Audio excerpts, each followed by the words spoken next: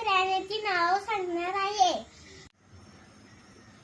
हा आहे जंगलाचा राजाचा सिंह. हा आहे पिवळा कोंबडा. हा आहे उंट. हा आहे गेंडा.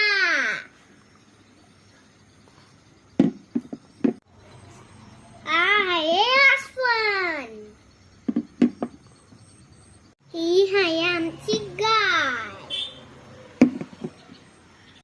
हा आहे घोडा. हा आहे जिराफ.